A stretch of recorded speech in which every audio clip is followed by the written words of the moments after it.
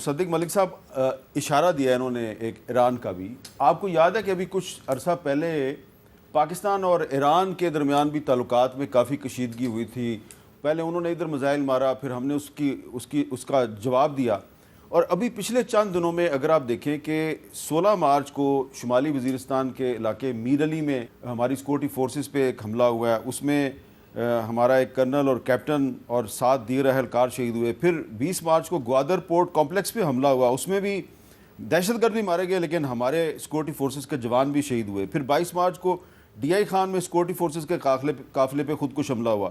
پھر 26 مارچ کو تربت میں پاک بحریہ کے ایئر بیس پہ حملہ اور اس میں ایک سپاہی شہید ہوا. اور 26 مارچ کو یعنی کہ آج ہی شانگلہ میں بھی ایک گاڑی پہ خودکش حملہ ہوا ہے. تو ہم چاروں طرف سے ہمارے تعلقات افغانستان سے بھی خراب ہیں, ایران سے بھی اچھے تعلقات نہیں ہیں, انڈیا کے ساتھ بھی تعلقات خراب ہیں, لیکن اسحاق ڈار صاحب کہتے ہیں انڈیا کے ساتھ تجارت ہونی چاہیے. تو کیا کوئی پیراڈائم شفٹ آ رہی ہے پاکستان کی پالیسی میں ٹورڈز انڈیا؟ دیکھیں, پہلے تو میں یہ کہوں گا کہ ہمیں جو بھی پالیسی لے کر آنی چاہیے خارجہ پالیسی کے حوالے سے وہ سٹیبل ہونی چاہیے. ڈیفنس پالیسی بھی, خارجہ پالیسی بھی اور ہماری اکنامک پالیسی بھی. مثلا آپ کو یاد ہوگا یہ جو بھی دہشت گردی کے واقعات ہو رہے ہیں, مجھے بڑی اچھی طرح یاد ہے ایک سال میں یعنی 364-65 دنوں میں تقریباً 900 سے لے کے 1200-1300 تک دہشت گردی کے حملے ہوا کرتے تھے 2013 اور جب تک نیشنل ایکشن پلان نہیں آیا اس دوران میں. اور ہم سوچتے تھے کہ دن میں 2 دھماکے یا 3 دفعہ دہشت گردی بعض مرتبہ مختلف جگہوں کے اوپر دھماکے ہوتے ہیں. لیکن پھر ایک عزم کے ساتھ سارے سیاستدان اور سارے جو پاکستان کی مختلف ادارے ہیں وہ مل کے بیٹھے اور انہوں نے ایک نیشنل ایکشن پلان بنایا. وہ نیشنل ایکشن پلان کوئی معمولی پلان نہیں تھا. آپ یہ مانیں یا یہ جانیں کہ تقریباً 2 جنگیں آپ نے لڑیں, رد الفساد کی شکل میں اور ضرب عضب کی شکل میں. یہ 2 جنگیں تھیں, یہ ایسا نہیں تھا کہ آپ نے کوئی آپریشن کر دی. اگر آپ موبلائزیشن دیکھیں فوج کی بھی دیگر اداروں کی بھی تو پوری بھرپور انداز میں 2 جنگیں لڑنے کے بعد ہم نے قلع کما کیا. اور جو پاکستان کے دہشت گرد پاکستان میں تھے یا تو ان دہشت گردوں کو مار دیا یا وہ بھاگ گئے یہاں سے. تو اس کے بعد آپ نے دیکھا کہ ملک کے اندر سکون ہو گیا. پھر پالیسی بدلی, پھر پالیسی یہ بدلی کہ یہ تو ہمارے بھائی ہیں, انہیں تو ہم نے ریہیبلیٹیٹ کرنا ہے. اور جب ہم سینٹ میں تھے تو ہمارے لیکن وہ پالیسی کس نے بدلی تھی؟ پالیسی تو جب ہم بدلتے ہیں تو ملک بدلتا ہے نا, ریاست بدلتی ہے, اس کے تمام ادارے اور تمام جو ہماری نا وہ صرف عمران خان صاحب. میں نے تو نام کسی کا نہیں لیا, میں نے تو نام نہیں لیا, آپ نے لیا, میں نے تو نام نہیں لیا. میں نے تو آپ کو کہا کہ ریاستی پالیسی. میں سب کا نام لینا چاہ رہا ہوں نا, جنرل باجوہ بھی شامل تھے, جنرل فیض بھی شامل. جی بالکل ٹھیک ہے, مگر اور پریزیڈنٹ آف پاکستان نے تو سزائے موت کے جو کنوکٹڈ قیدی تھے ان کو ایمنسٹی وہ کیا نام تھا ان کا بھلا سا, وہ کیا صاحب تھے جن کا وہ بہت جن کو پر دہشت گردی کے وہ تھے, مسلم خان صاحب کو دی تھی. جی دیکھیے بات یہ ہے کہ میں اسی وجہ سے کہ بات پرووکیٹو نہ ہو, میری کوشش یہ ہے کہ بات مثبت انداز میں. میں اپریشیٹ کرتا ہوں کہ آپ کھوسا صاحب کو پرووک کرنے کی نہیں, کھوسا صاحب کو میں جسارت نہیں کر سکتا. کھوسا صاحب گورنر صاحب میرے دوست ہیں, سینئر رہنما ہیں, I would not dear do that. اور ویسے بھی مجھ سے زیادہ سمجھ بوجھ رکھتے ہیں. لیکن عوام کو یہ تو پتہ ہونا چاہیے کہ ہماری پالیسی بدلی. عوام کو یہ پتہ ہونا چاہیے کہ اس پالیسی بدلنے کے کانسیکوینسز کیا ہوئے.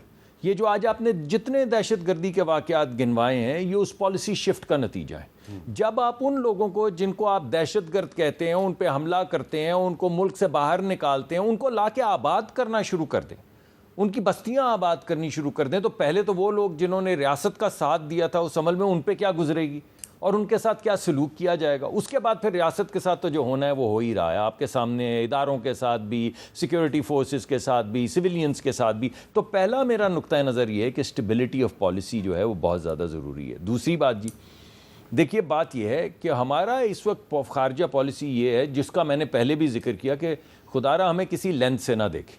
آپ نے کہا ایران سے بھی تعلقات ٹھیک نہیں, آپ نے کہا افغانستان کے ساتھ بھی وہ ٹی ٹی پی کی وجہ سے کوئی تعلقات کے اندر تھوڑا سا جھول ہے, بھارت کے ساتھ بھی تعلقات ٹھیک. تو ٹھیک کس سے؟ صرف چین سے. صرف چین سے, اور ان کو بھی خراب کرنے کی کوشش. یہ اب آپ کے سامنے آ گیا. دیکھیے پاکستان کو جب میں نے شروع میں آپ کے پروگرام میں کہا کہ پاکستان کو خدا را پاکستان کے لینس سے دیکھیں تو وہ یہی بات تھی. اس کا کوئی اس بات کا مقصد بھارت نہیں ہے. اگر اس بات کا مقصد بھارت کریں گے تو تھوڑی دیر میں مودی کے یار کے نعرے لگ جائیں گے. یعنی کوئی مثبت رویے کے ساتھ آپ کسی بھی ڈائریکشن میں جانے کی کوشش کریں, آپ جائیں گے امریکہ کی طرف تو CIA کی آواز لگ جائے گی, آپ یہ آواز لگ جائے گی کہ ملک ان کے ساتھ مل کے الٹا رہے ہیں یا لٹا رہے ہیں.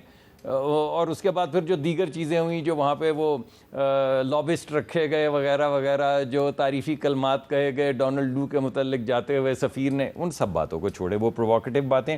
مگر متانت آنی چاہیے نا, کچھ سنجیدگی آنی چاہیے کہ جب آپ بین الاقوامی سطح کے اوپر ممالک کی بات کریں, یورپین یونین کی بات کریں, تو آپ صرف ملکی مفاد ذہن میں رکھیں. آپ امریکہ کی بات کریں, بھارت کی بات کریں, ایران کی بات کریں, افغانستان کی بات کریں, سینٹرل ایشیا کی بات کریں, آذربائیجان کی بات کریں, آپ کے ذہن کے اندر ایک ہی نقطہ ہونا چاہیے کہ وہ کیا, کہ پاکستان کے جو مقدمہ ہے بین الاقوامی سطح پہ خارجہ پالیسی کے حوالے سے, اقتصادی پالیسی کے حوالے سے, ہم نے کیسے لے کر آگے چلنا ہے. اس وجہ سے یہ جو اس وقت ریڈیوس کیا جا رہا ہے نا کہ آپ صرف نہیں, بالکل نہیں, اس میں ایران بھی ہے, اس میں سینٹرل ایشیا بھی ہے. ایران کے ساتھ جو ہماری گیس پائپ لائن کا پروجیکٹ ہے, اس پہ اگر امریکہ جو ہے اس کا اعتراض ہے تو پھر ہم وہ نہیں دیکھیں, ان سے بات کریں گے نا. میں نے کل بھی ایک پروگرام میں کہا ہے کہ ہمارے 2 ہیں اس وقت 5 مختلف طریقہ کار ہیں جس کے ذریعے ہم پہ سینکشنز لگ سکتی ہیں. 5 مختلف طریقہ کار ہیں, ٹھیک ہے. اس کا مطلب ہے کہ ہم سینکشنز کے متحمل تو گورنر صاحب بھی نہیں چاہیں گے کہ پاکستان پہ سینکشنز لگ جائیں. اگر ہم ایران سے گیس خریدیں گے تو ہم پہ سینکشن 5 طریقہ کار ہیں, 5 طریقہ کار ہیں. اس میں فائنینشیل ٹرانزیکشن کے اوپر سینکشن ہے, ان کی جو 2 باڈیز جو ہیں جن کے ساتھ آپ ڈیل کر رہے ہیں اس کے ذریعے بھی ہے. گیس کا انفراسٹرکچر اگر آپ لگا کے کنیکٹ کرتے ہیں تو اس پہ بھی سینکشن ہے. یعنی 5 طریقے ہیں, مختلف طریقہ کار ہیں جن کے ذریعے پاکستان پہ سینکشن لگ سکتی. ہمارا موقف بڑا سمپل ہے. ہمیں ایران کی گیس جو ہے اس کی خواہش نہیں ہے, ضرورت ہے. ہم یہ چاہتے ہیں کہ وہ گیس ہم لیں, اور ہم نے ایران سے بارہا یہ درخواست کی ہے, میں نے خود بھی کی ہے, کہ ہم کوئی طریقہ کار ڈھونڈیں گے کہ ہم پہ سینکشنز نہ لگیں اور یہ گیس جو آپ کی ہے یہ ہم لے پائیں. اس کے طریقہ کار کے لیے ہمیں 2 چیزیں کرنی ہیں. ایک, ہمیں ویور لینا ہے, جس کے لیے ہم تگ و دو کر بھی رہے ہیں اور کرتے بھی رہیں گے.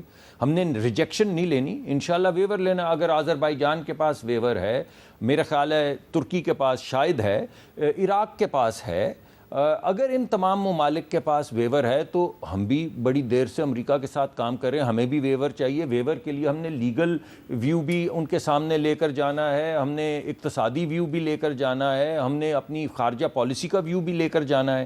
دوسری طرف ہمارے بھائی جو ہمارا ملک ہے ایران, ہم نے ان کو بھی یہ یقین دلانا ہے کہ ہم اس میں انویسٹمنٹ کرنا چاہتے ہیں, ہم یہ گیس لینا چاہتے ہیں. تو یہ دونوں چیزیں ہمیں ساتھ لے کر چلیں گے تو اللہ کی طرف سے کامیابی ہوگی, ورنہ نہیں ہوگا.